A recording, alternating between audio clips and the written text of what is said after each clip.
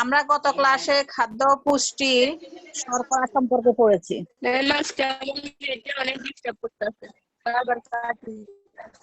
নেটে অনেকে ডিস্টার্ব করতেছে, এর আগের ক্লাসও বলছে ওই বৃষ্টির কারণে হয়তো। আচ্ছা দেখো, আজকে আমরা পড়বো আমিষ বা প্রোটিন। ঠিক আছে, আমিষ এবং প্রোটিন মানে কোথায় পাওয়া যায়, আমিষ কি কি মৌলিক পদার্থ নিয়ে গঠিত, তারপরে আমাদের প্রতিদিন কত গ্রাম বা কত কিলোগ্রাম আমিষ খাওয়া প্রয়োজন। আচ্ছা দেখো, সবার সামনে কি খাতা আছে?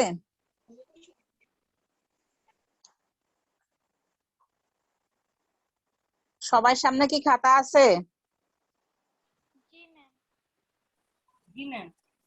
হ্যাঁ, খাতাতে লেখো আমিষ, লেখো আমিষ, লিখে সামনে লেখো লিখবা আমিষ কার্বন, হাইড্রোজেন, অক্সিজেন ও নাইট্রোজেন ও সালফার নিয়ে গঠিত।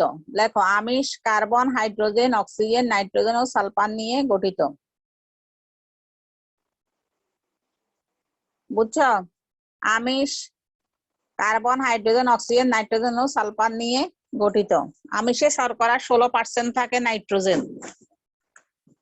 তোমরা কি আমার কথা বুঝতেছো? হ্যালো, হ্যাঁ তোমাদের কথা কিন্তু স্পষ্ট আসতেছে না। হ্যালো,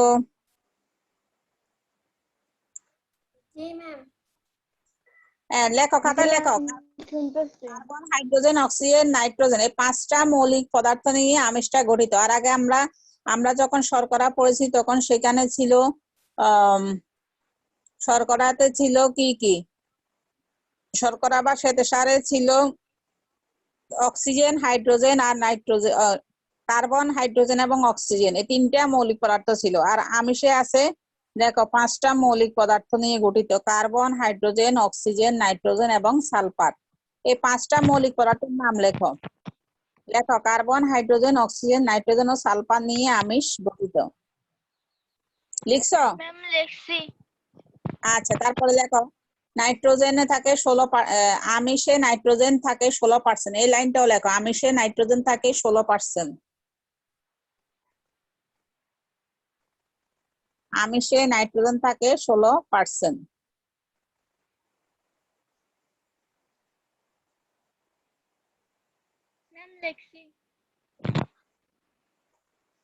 তারপরে পুষ্টি দেখো, এবার দেখো পুষ্টি বিজ্ঞানে আমিষ একটি গুরুত্বপূর্ণ উপাদান হিসেবে বিবেচিত হয়। আমিষ হলো অ্যামাইনো অ্যাসিডের একটি জটিল যৌগ। আমিষ হলো অ্যামাইনো অ্যাসিডের একটি জটিল যৌগ। পরিপাক প্রক্রিয়া দ্বারা এটি দেহের শোষণ উপযোগী অ্যামাইনো অ্যাসিডে পরিণত হয়। মানে এই আমিষে যেগুলো আছে এই উপাদানগুলো, এগুলো একসাথে একটা অ্যাসিডে পরিণত হয়, সেটার নাম হলো অ্যামাইনো অ্যাসিড। এই পর্যন্ত প্রকৃতিজাত দ্রব্যে 22 প্রকারের অ্যামাইনো অ্যাসিডের সন্ধান পাওয়া গেছে। এখানে একটা দাগ দাও, এখানে একটা দাগ দাও। এ পর্যন্ত প্রকৃতিজাত দ্রব্যে 22 প্রকারের অ্যামাইনো অ্যাসিড পাওয়া গেছে।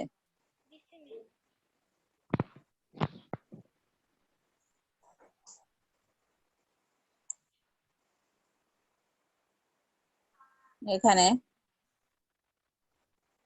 এই লাইনটাতে দাগ দাও। আমরা বাংলা বা ইংরেজি বর্ণমালাগুলো সাজিয়ে যেমন অসংখ্য শব্দ গঠন করতে পারি, তেমনি 22টি অ্যামাইনো অ্যাসিড বিভিন্ন সংখ্যায়, বিভিন্নভাবে এবং বিভিন্ন আঙ্গিকে মিলিত হয়ে আমিষের উৎপত্তি ঘটায়। এই কারণে মাছ, দুধ, মাংস ইত্যাদি খাবারের স্বাদ, গন্ধ ও বর্ণের তারতম্য দেখা যায়। তাহলে অ্যামাইনো অ্যাসিডের কারণে বিভিন্ন জিনিসের মানে স্বাদ বিভিন্ন রকম লাগে। কি বলছে দেখো, আমরা যে মাছের স্বাদ একটা পাই, মাংসের স্বাদ একটা পাই, দুধের স্বাদ একটা পাই, কি জন্য? এই যে 22 প্রকারের অ্যামাইনো অ্যাসিড আছে, বিভিন্ন ভাবে এবং বিভিন্ন আঙ্গিকে মিলিত হয়ে আমিষের উৎপত্তি ঘটায়। তাহলে এই কারণে মাছ, মাংস, দুধ ইত্যাদি খাবারের স্বাদ, গন্ধ আমরা গন্ধ ও বর্ণের তারতম্য পাই। দেহের বৃদ্ধি, ক্ষয়পূরণ ও নাইট্রোজেনের সমতা রক্ষার জন্য অ্যামাইনো অ্যাসিড অত্যন্ত গুরুত্বপূর্ণ। তাহলে আমাদের শরীরে কয়টি অ্যামাইনো অ্যাসিড আছে? 22টি। 22টি।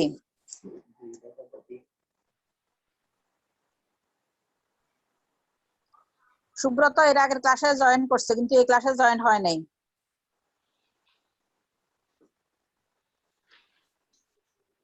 মারু পারছে, হাসি, তারপর আর কে বাকি আছে? আজকে মিথিলা আর ইয়ে আসে নাই না, মিথিলার রিয়া, ম্যাম লামিয়া আর রিয়া। সরি লামিয়া রিয়া, হ্যাঁ লামিয়া রিয়া আসে নাই। তোমরা একটু গ্রুপের মধ্যে ইয়ে করে দাও তো আসার জন্য, যারা যারা ক্লাসে জয়েন হও নাই। তোমরা কি লিখতে পারো গ্রুপে? মিম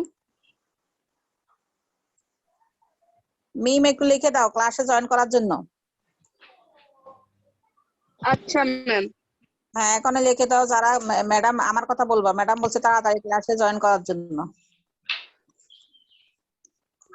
আচ্ছা এখানে দেখো, দেহের ক্ষয়পূরণ বৃদ্ধি এবং নাইট্রোজেনের সমতা রক্ষার জন্য অ্যামাইনো অ্যাসিড অত্যন্ত গুরুত্বপূর্ণ। দেখো বৃদ্ধি, তাহলে অ্যামাইনো অ্যাসিডটা খুবই শরীরের জন্য প্রয়োজন, বৃদ্ধি, ক্ষয়পূরণ এবং নাইট্রোজেনের জন্য।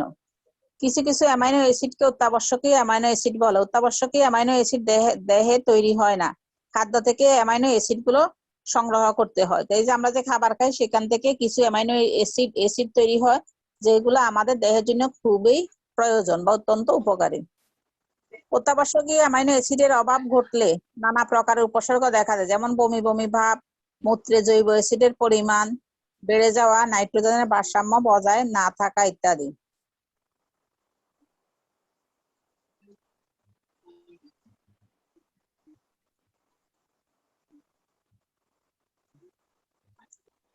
আচ্ছা, সব আমিষের দেহে সমান পরিমাণ শোষিত হয় না। সব আমিষ দেহে সমান পরিমাণে শোষিত হয় না।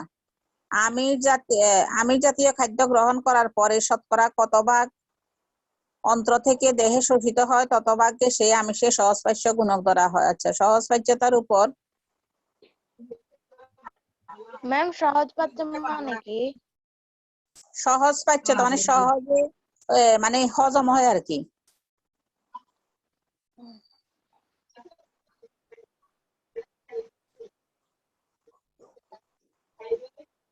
সহজপাচ্যতার উপর আমিষের পুষ্টিমান নির্ভর করে। যে আমিষ শতকরা 100 ভাগে দেহে শোষিত হয় এবং দেহের বৃদ্ধি ও ক্ষয়পূরণের কাজ করে, তার সহজপাচ্যতার গুণক হলো 1।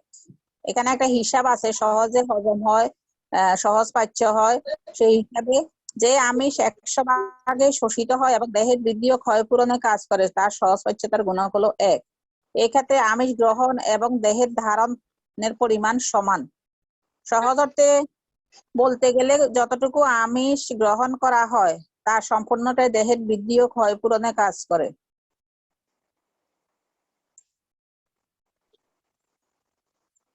তাহলে আমিষের কাজ হলো দেহের বৃদ্ধি এবং ক্ষয়পূরণ। আমিষ যতটুকু গ্রহণ করা হয় তার কাজ করে দেহের বৃদ্ধি এবং ক্ষয়পূরণের কাজ করে। আর তা না হলে সহজপাচ্যতার গুণক 1 হতে কম হয়। মায়ের দুধ ও ডিমে আমিষের সহজপাচ্যতার গুণক হলো 1। তার মানে ওই যে আগে বলছিলাম গত ক্লাসে, দুধ হলো একটা আদর্শ খাবার। দুধের মধ্যে দেখো এখানে দুধের মধ্যে মানে 100 ভাগে শোষিত হয় আমিষ।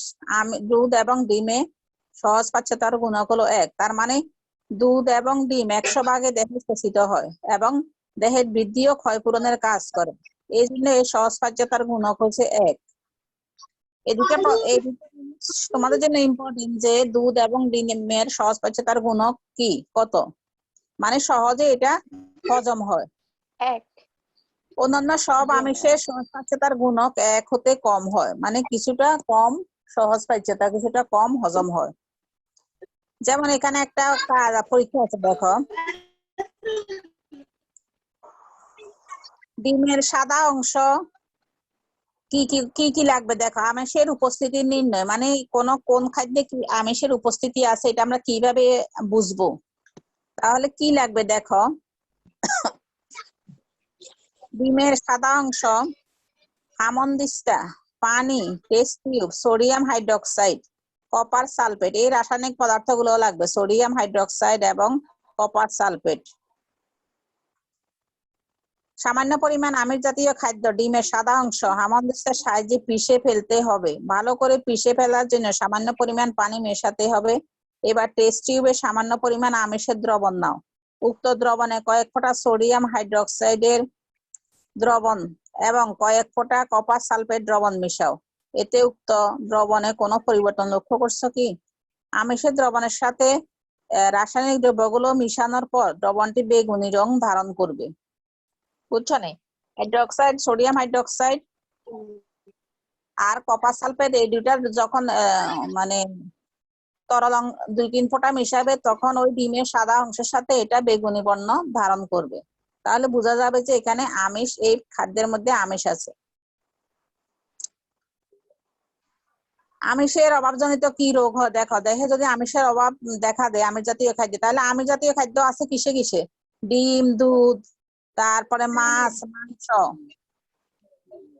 বুঝছো নি? এগুলার মধ্যে আমিষ জাতীয় খাদ্য আছে, ডাল, দুধ, মাছ, মাংস, এগুলো আমিষ বা প্রোটিন।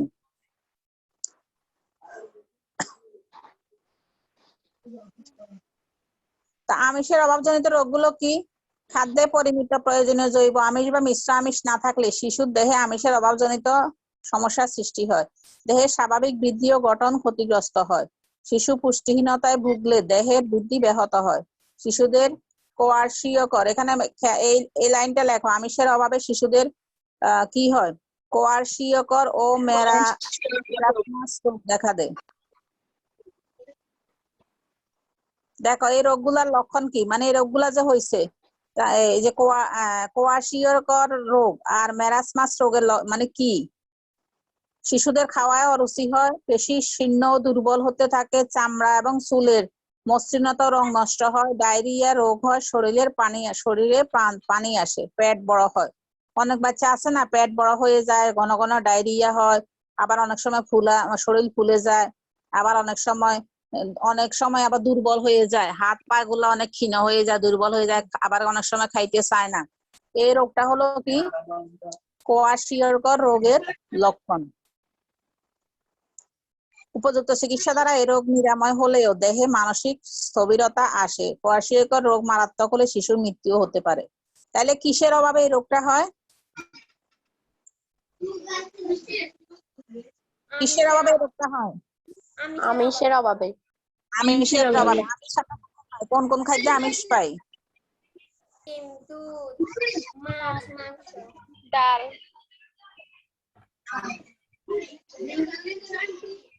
ডাল, মাছ, মাংস এগুলাতে আমরা আমিষ পাই নাকি? জি ম্যাম।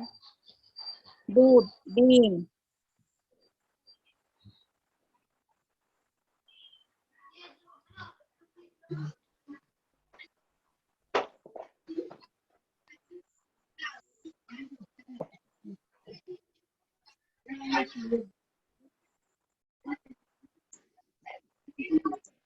এরপরে আসো মেরাসমাস রোগের লক্ষণ। আমিষ ও ক্যালোরি উভয়ের অভাব ঘটে, ফলে দেহের বৃদ্ধি বন্ধ হয়ে যায়। তাহলে এই রোগটা হলে কি হয়? আমিষ ও ক্যালোরি উভয়ের অভাব হলে এই রোগটা মেরাসমাস রোগটা হয়। শরীর ক্ষীণ হয়ে অস্থি চর্মসার হয়ে যায়, মানে অনেক চিকন হয়ে যায়, শরীর অনেক একদম শুকায় হয়ে যায়। অনেকে আছে না আস্তে আস্তে শুকাই যায়, একদম ক্ষীণ হয়ে যায়। চামড়া বা ত্বক খসখসে হয়ে ঝুলে পড়ে শরীরের ওজন হ্রাস পায়, মানে শরীরের ওজনটা কমে যায়। তাহলে দেখো আমিষের অভাবে দুইটা রোগ হয়, একটা হলো কোয়ারশিয়কর আর একটা হলো মেরাসমাস রোগ। ঠিক আছে? আর আমিষে কি কি মৌলিক পদার্থ থাকে? মিম বলো, আমিষে কি কি মৌলিক পদার্থ থাকে?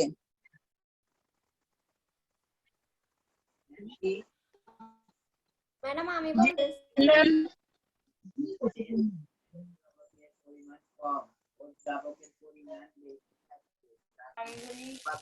ম্যাম বুঝি কথা। হ্যাঁ, hello. Carbon, hydrogen, oxygen, nitrogen ও সালফার এগুলো হলো আমিষের কি? আমিষ।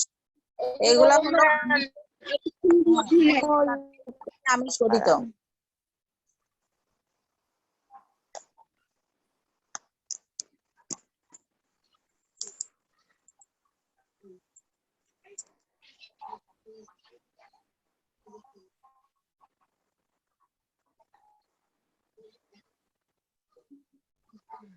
ঠিক আছে, তাহলে এখানে ইম্পর্টেন্ট হলো কি কি মৌলিক আর কয়টা অ্যামাইনো, আমিষে কয়টা অ্যামাইনো অ্যাসিড থাকে? 22টি অ্যামাইনো অ্যাসিড থাকে, কেমন? আর অ্যামাইনো অ্যাসিড গুলা কি শরীরের জন্য খুবই উপকারী। দেহের ক্ষয়পূরণ এবং বৃদ্ধি সাধনের জন্য অ্যামাইনো অ্যাসিড অত্যন্ত প্রয়োজনীয়। আর আমিষ থেকে আমরা পড়ছি কি আমিষের অভাব হলে কি হবে, বিভিন্ন ধরনের রোগ সৃষ্টি হয়। 2টা রোগের নাম বলছে, কি কি রোগ? রোগগুলোর নাম কি?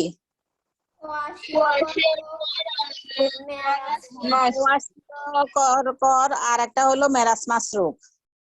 2টা রোগের হয়। তাহলে গেল আমিষ, তাহলে শর্করা এবং আমিষ গুলো। এখন আসো স্নেহ পদার্থ। এখন বলো তো খাদ্য উপাদানকে কয় ভাগে ভাগ করা হয়েছে? খাদ্য উপাদানকে মোট 3 ভাগে ভাগ করা হয়েছে। খাদ্য উপাদানকে মোট 3 ভাগে ভাগ করা হয়েছে। কেমন? প্রধানত 3 ভাগে ভাগ করা হয়েছে। মোট হলো 6 প্রকার। প্রধান 3টা হলো শর্করা, আমিষ আর স্নেহ। ঠিক আছে, আর বাকি 3টা হলো ভিটামিন, খনিজ লবণ এবং পানি।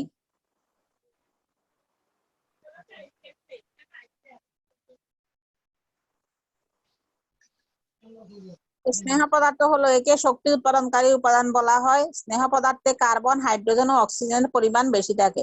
আচ্ছা, তোমরা এখানে লেখো স্নেহ পদার্থে কার্বন, হাইড্রোজেন ও অক্সিজেন এই 3টি মৌলিক পদার্থ নিয়ে স্নেহ পদার্থ গঠিত। কার্বন, হাইড্রোজেন ও অক্সিজেন এই 3টি মৌলিক পদার্থ নিয়ে স্নেহ পদার্থ গঠিত। কার্বন, হাইড্রোজেন ও অক্সিজেন এই 3টা পদার্থ নিয়ে স্নেহ পদার্থ গঠিত।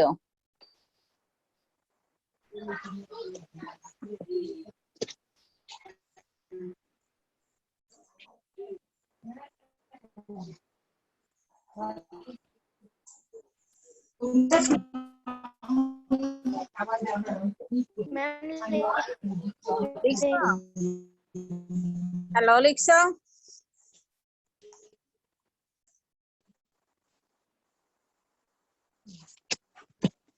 ম্যাডাম হ্যাঁ, কার্বনের দহন ক্ষমতা ও বেশি থাকা স্নেহ পদার্থের অণু থেকে বেশি তাপ শক্তি উৎপন্ন হয়। স্নেহ পদার্থ ফ্যাটি অ্যাসিড ও গ্লিসারল সমন্বয়ে গঠিত একটি যৌগ। স্নেহ পদার্থের মধ্যে থাকে ফ্যাটি অ্যাসিড এবং গ্লিসারল, এই 2টা নিয়ে গঠিত। স্নেহ পদার্থ পরিপাক হয়ে ফ্যাটি অ্যাসিড ও গ্লিসারে পরিণত হয়।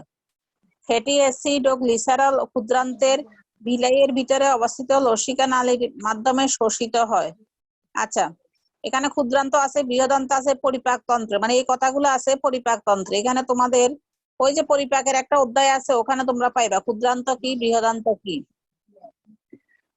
তাইলে এই স্নেহ পদার্থের মধ্যে স্নেহ পদার্থ কি হয়, ভেঙে গিয়ে ফ্যাটি অ্যাসিড এবং গ্লিসারেল ক্ষুদ্রান্তের গায়ে, মানে ভিলাই মানে উপরে একটা ইয়ে আছে, ওইটা ভিলাইয়ের ভিতরে অবস্থিত লসিকা নালীর মাধ্যমে শোষিত হয়। স্নেহ পদার্থে 20 প্রকারের চর্বি জাতীয় অ্যাসিড পাওয়া যায়।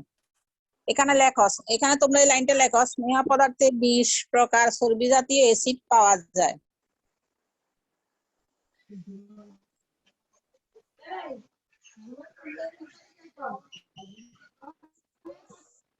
এই লাইনটা লেখো, স্নেহ পদার্থে 20 প্রকারের চর্বি জাতীয় অ্যাসিড পাওয়া যায়। কি লিখছো? কি লিখছো? স্নেহ পদার্থে 20 প্রকার চর্বি জাতীয় অ্যাসিড পাওয়া যায়। হ্যাঁ, 20 প্রকার চর্বি জাতীয় অ্যাসিড পাওয়া যায়। এটা হলো কোথায়? স্নেহ পদার্থে। কেমন? চর্বি জাতীয় অ্যাসিড আবার 2 প্রকার, একটা হলো সম্পৃক্ত চর্বি জাতীয় আর একটা হলো অসম্পৃক্ত। লেখো, এটা লেখো, চর্বি জাতীয় অ্যাসিড 2 প্রকার। এই কথাটা খাতা লেখো, চর্বি জাতীয় অ্যাসিড 2 প্রকার, অসম্পৃক্ত চর্বি জাতীয় এবং সম্পৃক্ত চর্বি জাতীয়। অসম্পৃক্ত চর্বি জাতীয় এবং সম্পৃক্ত চর্বি জাতীয়। চর্বি জাতীয় অ্যাসিড 2 প্রকার,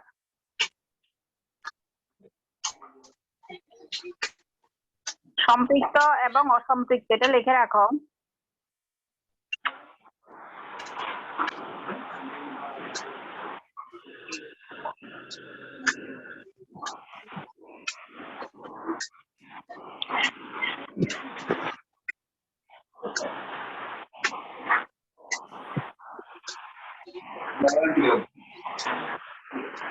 লিখছো? চর্বি জাতীয় হলো 2 প্রকার, একটা হলো অসম্পৃক্ত চর্বি জাতীয় অ্যাসিড আর একটা হলো সম্পৃক্ত চর্বি জাতীয় অ্যাসিড।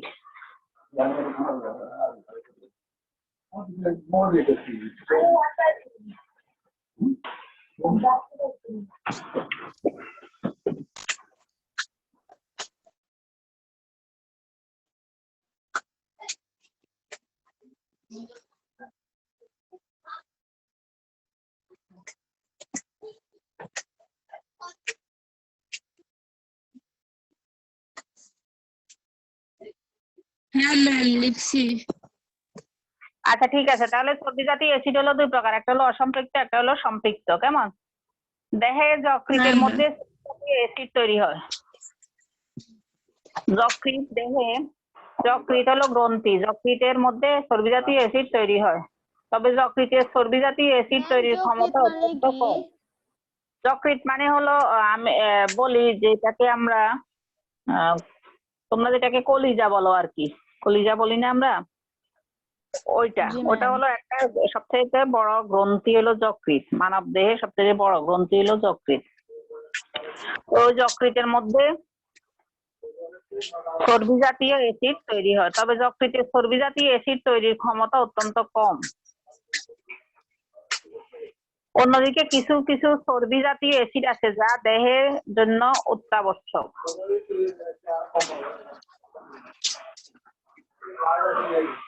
এগুলো প্রধানত উদ্ভিদ তেলে পাওয়া যায়।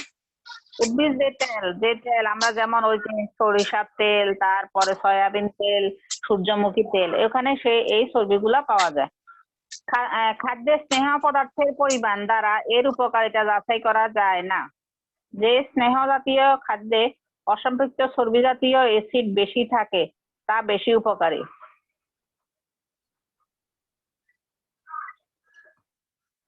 কি বলছে?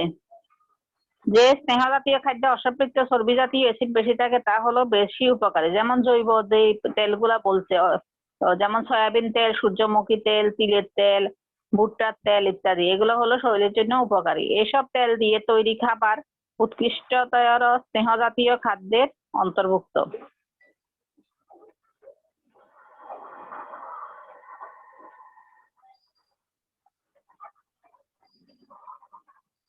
যেমন এটা কি লিখছে, মেয়োনিজ, সালাড ড্রেসিং, কাসুন্দি তেলের আচার ইত্যাদি উৎকৃষ্টতা স্নেহ জাতীয় খাদ্যের অন্তর্ভুক্ত। মানে এখানে অসম্পৃক্তর মধ্যে আছে এখানে যে ইয়েগুলা উদ্ভিদ থেকে, উদ্ভিদ জাতীয় স্নেহ। উদ্ভিদ জাতীয় স্নেহ আমরা কোথায় পাই? তেলে, বিভিন্ন ধরনের তেল। সেই তেলগুলা দিয়ে তৈরি যে খাদ্য সেইগুলা মানে উপকার আর কি। যেসব খাদ্যে সম্পৃক্ত চর্বি জাতীয় অ্যাসিড বেশি থাকে সে সকল খাদ্য সমূহ স্নেহ বহুল খাদ্য বলা হয়। চর্বি জাতীয় খাদ্য যেসব খাদ্যে বেশি থাকে সেটা হলো স্নেহ বহুল খাদ্য। যেমন মাংস, মাখন, পনির, ডালটা, চকলেট, বাদাম ইত্যাদি, এগুলোর মধ্যে বেশি পরিমাণে চর্বি থাকে, স্নেহ থাকে, বুঝছো তো? এগুলা কিন্তু শরীরের জন্য ক্ষতিকর। পুষ্টিবিজ্ঞানীদের মতে দৈনিক মোট শক্তি 20 থেকে 30% শক্তি স্নেহ থেকে পাওয়া যায়। এখানে একটা দাগ দাও, দৈনিক কত স্নেহ থেকে পাওয়া যায় দেখো।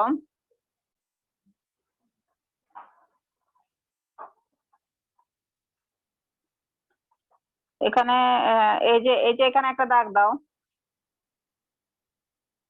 পুষ্টিবিজ্ঞানীদের মতে দৈনিক মোট শক্তির 20% থেকে 30% শক্তি স্নেহ থেকে পাওয়া যায়। 20% থেকে 30% শক্তি স্নেহ থেকে পাওয়া যায়। দৈনিক আহারে এমন স্নেহযুক্ত খাদ্য অন্তর্ভুক্ত করা উচিত যা অত্যাবশ্যকীয় চর্বি জাতীয় অ্যাসিড যোগাতে পারে এবং ভিটামিন দ্রবণে সক্ষম হয়। তাহলে স্নেহ মধ্যে আবার কিছু আছে উপকারী শরীরের জন্য, কিছু আছে ক্ষতিকর। ঠিক আছে? জি ম্যাম। যেমন মাখন, মাংস, এগুলো অতিরিক্ত হলে এগুলো হলো শরীরের জন্য। আর দৈনিক মোট শক্তির 20 থেকে 30% শক্তি স্নেহ থেকে পাওয়া যায়। তারপরে খাদ্যে স্নেহ পদার্থের অভাব ঘটলে দেহে চর্বিতে ভিটামিনের অভাব পরিলক্ষিত হয়, ফলে ভিটামিনের অভাবজনিত রোগ দেখা যায়। যেমন ত্বক শুষ্ক ও খসখসে হয়ে যায়, দেহের সৌন্দর্য নষ্ট করে। অত্যাবশ্যকীয় চর্বি জাতীয় অ্যাসিডের অভাবে শিশুদের একজিমা রোগ হয় ও বয়স্কদের চর্মরোগ প্রতিরোধের ক্ষমতা কমে যায়। তাহলে স্নেহ জাতীয় খাদ্যের অভাবে বিভিন্ন রোগও দেখা যায়, সেটা হলো ত্বকে মানে চামড়াতে বিভিন্ন স্কিন ডিজিজ মানে চর্বিতে চামড়াতে যেসব অসুখ হয়, একজিমা, দাঁত এগুলা। তারপরে আবার দেহের সৌন্দর্য নষ্ট হয়ে যায়, চামড়া ত্বক খসখসে হয়ে যায়। এটা হলো স্নেহ জাতীয় খাদ্যের অভাবে। তো স্নেহ জাতীয় খাদ্যটা আমরা কোথায় পাই? প্রাণীর থেকেও পাই, উদ্ভিদ থেকেও পাই। ঘি, প্রাণীর মাখন, তেল। জি ম্যাম। মাংস, উদ্ভিদ থেকেও পাই। পনির, মাংস, মাখন, পনির এগুলা থেকে। ঠিক আছে। আর উদ্ভিদ থেকে পাই জি ম্যাম। বিভিন্ন ধরনের তেল, নাকি? কি কি তেলে আছে বলতো? কি কি তেলে আছে স্নেহ জাতীয় পদার্থ? সয়াবিন তেল, সূর্যমুখী তেল, তিলের তেল, ভুট্টার তেল, এরপরে সয়াবিন তেল, সূর্যমুখী তেল, তিলের তেল, ভুট্টার তেল।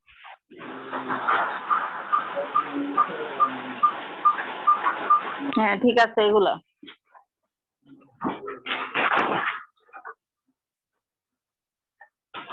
আর স্নেহের অভাবে কি রোগ হয়? স্নেহ জাতীয় অভাবে ত্বক শুষ্ক হয়ে যায়, খসখসে হয়ে যায়। আর কি চর্বির অভাবে বা স্নেহের অভাবে কি হয়? শিশুদের একজিমা বা বয়স্কদের মানে চর্মরোগ প্রতিরোধের কমে যায়। হুম।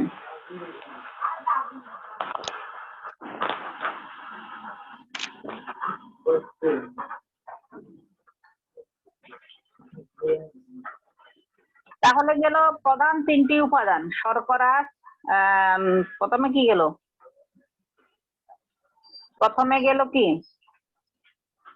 আমিষ বা প্রোটিন। শর্করা, আমিষ আর স্নেহ গেল নাকি?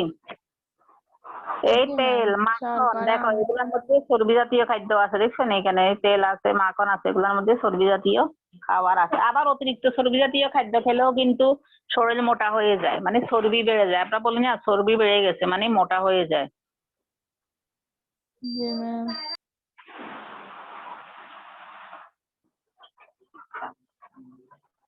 এখানে দেখো, এখানে খাদ্যে যে স্নেহ পদার্থ আছে এটা পরীক্ষা করার একটা পদ্ধতি। কি লাগবে তোমার? সয়াবিন তেল লাগবে, ইথানল ও পানি। ইথানলও একটা রাসায়নিক পদার্থ। ইথানল লাগবে এবং পানি লাগবে। একটি টেস্ট টিউবে কয়েক ফোঁটা সয়াবিন তেল নাও। টেস্ট টিউব মানে কাঁচের তৈরি আর কি, কাঁচের তৈরি নলের মতো। এর ভিতরে সামান্য ইথানল মিশাও। এবার টেস্ট টিউবটিকে ভালোভাবে ঝাঁকিয়ে নাও। এবার দ্রবণটিতে সামান্য পানি মিশিয়ে টেস্ট টিউবটি আবার ঝাঁকিয়ে নাও। কি ঘটে লক্ষ্য করো, তেলের দ্রবণটি ঘোলাটে বর্ণ ধারণ করবে। তাহলে তেল, সয়াবিন তেল আর ইথানলে তেলের দ্রবণটি কি হবে? ঘোলাটে হয়ে যাবে। এভাবে সরিষা, নারকেল ও তিলের তেলের সাহায্যে পরীক্ষাটি করো।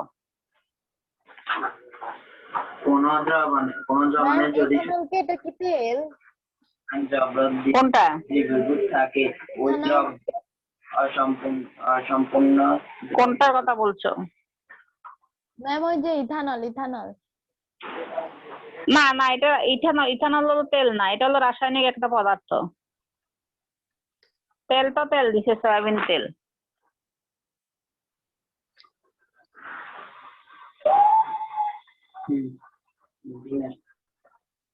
এখানে আসো, খাদ্যে ক্যালোরি ও কর্মশক্তি। শর্করা, আমিষ ও স্নেহ পদার্থ খাদ্যে এই তিনটি উপাদান থেকে দেহে তাপ উৎপন্ন হয়। এই তাপ আমাদের দেহের কাজ করার শক্তি যোগায়। তাহলে শর্করা, আমিষ, স্নেহ এই তিনটা উপাদান থেকে দেহের তাপ উৎপন্ন। ওই যে বলছি আমাদের শরীরের তাপমাত্রা হলো কত ডিগ্রি সেলসিয়াস?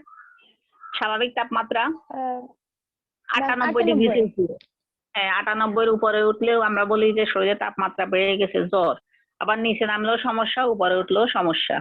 স্বাভাবিক তাপমাত্রা হলো 98 ডিগ্রি সেলসিয়াস। তাহলে এই তাপমাত্রা আমরা কোথা থেকে পাই? এই তাপমাত্রা আমরা শর্করা, আমিষ, স্নেহ এই খাদ্যগুলা থেকে পেয়ে থাকি। হ্যাঁ, এই তাপ আমাদের দেহে কাজ করার শক্তি যোগায়। কোন খাদ্যে পুষ্টি উপাদান ও তার পরিমাণ জানার জন্য শর্করা, আমিষ ও চর্বির ক্যালোরি মূল্য বের করতে হবে।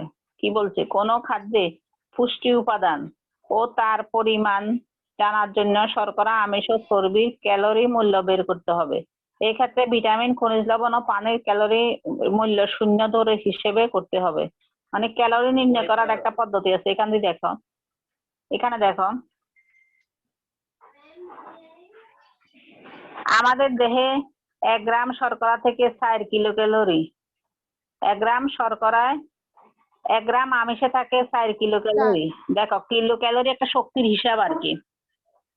1 গ্রাম শর্করা থাকে 4 কিলো ক্যালোরি, আর 1 গ্রাম আমিষে থাকে 4 কিলো ক্যালোরি, এবং 1 গ্রাম চর্বিতে থাকে 9 কিলো ক্যালোরি 9 শক্তি। Kilo calorie. তাহলে চর্বিতে শক্তির পরিমাণ বেশি নাকি? জি ম্যাম। যে দ্রবণের দ্রব্য এবং কারণ শর্করাতে থাকে 4 কিলো ক্যালোরি, আমিষে থাকে 4 কিলো ক্যালোরি, আর চর্বিতে থাকে 9 কিলো ক্যালোরি।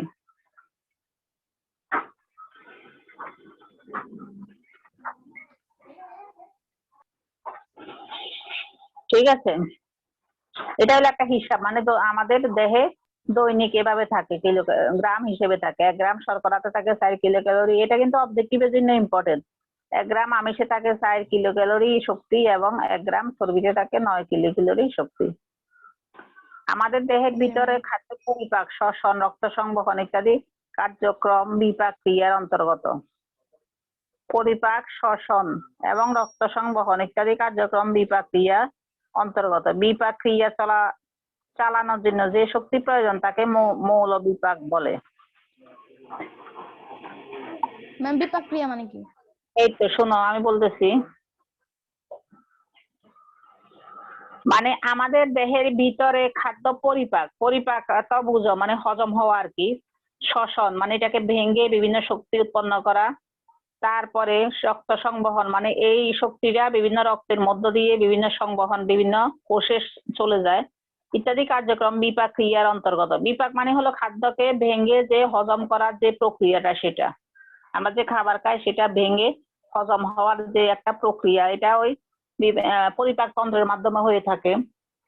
7-এ তোমরা পড়ছো, 7-এ একটা অধ্যায় ছিল পরিপাক। এইটা আছে কিনা আমি, ওই যে মনে আছে নি তোমাদের, যে প্রথমে আছে মুখ গহ্বর, অন্ননালী, পাকস্থলী, ক্ষুদ্রান্ত, বৃহদান্ত, ওইটা আর কি। ওইখানের মধ্যে দিয়ে যে খাদ্যটা যে কার্যক্রম করে সেটা হলো বিপাক। বিপাক ক্রিয়া চালানোর জন্য যে শক্তি প্রয়োজন তাকে বলা হয় মৌল বিপাক। আবার শারীরিক পরিশ্রম আমাদের শক্তি ব্যয় হয়। শারীরিক পরিশ্রম আমাদের শক্তি ব্যয় হয়। আমরা খাবার থেকে শক্তি পাই।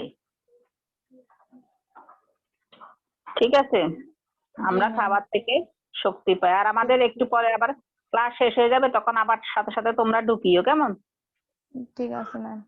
আচ্ছা, খাদ্য থেকে দেহের ভিতরে যে তাপ উৎপন্ন হয় তাকে আমরা কিলো ক্যালোরি হিসেবে প্রকাশ করি। দেখো এখানে এই খাদ্য থেকে দেহের ভিতরে যে তাপ উৎপন্ন হয় তাকে আমরা কিলো ক্যালোরি প্রকাশ করি। 1000 ক্যালোরিতে 1 কিলো ক্যালোরি, এটা মনে রাখবা। 1000 কিলো ক্যালোরিতে 1 কিলো ক্যালোরি। 1000 ক্যালোরিতে 1 কিলো ক্যালোরি, 1000 কিলো ক্যালোরি সমান 1 কিলো ক্যালোরি। খাদ্যের তাপ শক্তি মাপের একক হলো কিলো ক্যালোরি। দেহের শক্তির চাহিদাও কিলো ক্যালোরিতে নির্ণয় করা হয়। ঠিক আছে।